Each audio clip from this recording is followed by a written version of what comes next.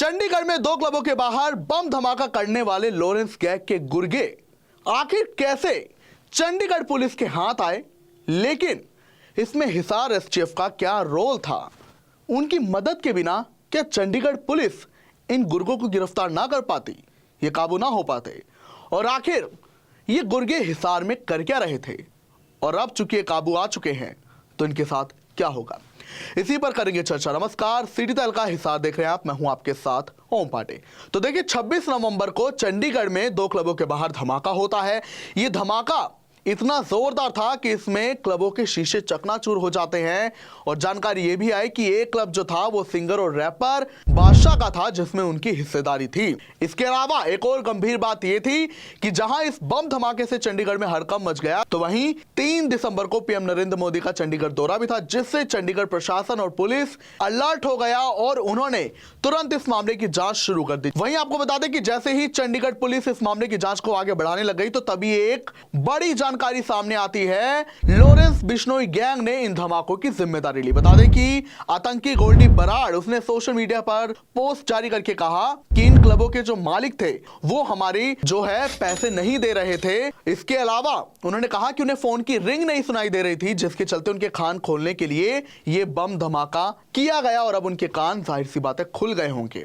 तो जिसके बाद पुलिस इस मामले की जांच में लग गई। धीरे धीरे मामले की जांच आगे बढ़ी तो चंडीगढ़ पुलिस को एक बड़ा इनपुट मिलता है। इनपुट यह था कि लॉरेंस बिश्नोई गैंग के गुर्गे हिसार में हैं। जिसके बाद चंडीगढ़ पुलिस हिसार एसटीएफ को इस बारे में सूचना देती है और उनसे इस कार्रवाई के लिए उन्हें काबू करने के लिए गुर्गों को फोन लगाती है, मदद मांगते हैं। जिसके बाद हिसार एसटीएफ और चंडीगढ़ पुलिस मिलकर एक जॉइंट ऑपरेशन चलाते हैं और वो हिसार में फिर अपनी ये प्लान के तहत कार्रवाई शुरू करते हैं। जानकारी ये है कि ये जो दो गुर्गे थे ये हिसार के रेड स्क्वायर मार्केट में थे और तभी पुलिस ने इनका पीछा करना शुरू कर दिया। वहीं जैसे ही इन गुर्गों ने पुलिस को देखा तो ये भागने लगे।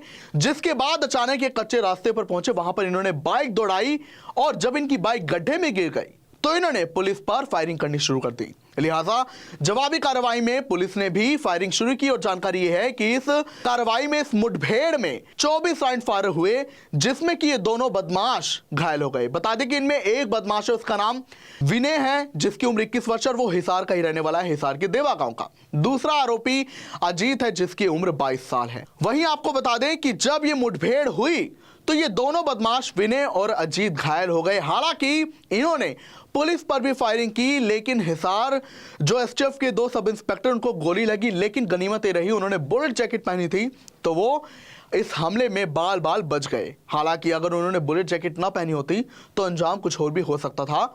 आपको बता दें कि ये जो आरोपी हैं इन्हें तभी तुरंत काबू कर लिया गया है। लेकिन आपको बता दें कि आज जहां चंडीगढ़ में पीएम मोदी का दौरा है तो कहा यह जा रहा है कि इन गुर्गों को काबू कर लिया गया है, लेकिन अभी न चंडीगढ़ पुलिस चंडीगढ़ नहीं लाएगी। कहा यह जा रहा है सूत्रों के हवाले से कि जैसे ही पीएम मोदी का दौरा हो जाएगा तभी ने किसी भी वक्त गिरफ्तार कर चंडीगढ़ पुलिस चंडीगढ़ ले आएगी और इनसे पूरे धमाके की जानकारी ली जाएगी, परतें खोली जाएंगी।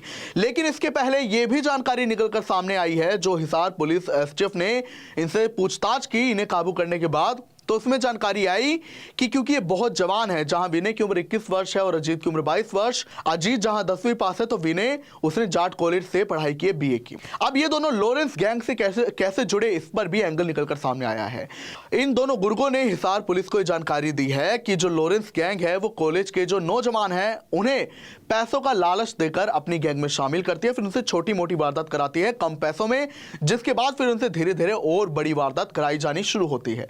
वहीं आपको बता दें जो बम धमाका किया गया वो जानकारी ये मिली है कि देसी बम से किया गया, जो कि 24 नवंबर को इन गुर्गों ने, इन आरोपियों ने करनाल से खरीदा था, जिसके बाद उन्होंने बम धमाका किया। फिलहाल आपको बता दें कि हर तरफ हिसार पुलिस की और चंडीगढ़ पुलिस दोनों की तारीफ हो रही है कि तुरंत इस मुठभेड़ में इन 2 गुर्गों को काबू किया गया है और हिसार एसटीएफ ने भी इसमें बड़ी भूमिका निभाई है।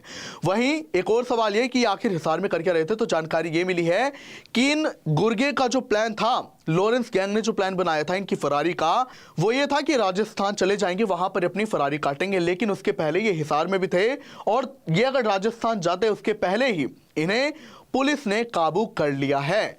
वहीं आपको बता दें कि अब ये जो लॉरेंस गैंग ने जिम्मेदारी ली है और ये 2 गुर्गे भी काबू हो चुके हैं, तो ऐसे में चंडीगढ़ पुलिस को पूरी उम्मीद है कि इनसे जब पूछताछ को आगे बढ़ाया जाएगा तो और भी बड़े खुलासे हो सकते हैं कि आखिर कैसे पूरा नेटवर्क गैंग का ऑपरेट हो रहा है, ये पुलिस को उम्मीद है। अब मैं जैसा चाहूंगा इसी खबर के साथ आपको क्या कुछ लगा इस खबर को सुनकर, हमें अपना ओपिनियन जरूर बताएं। ये जैसा चाहूंगा। नमस्कार, देखते रहिए सिटी तक हिसाब।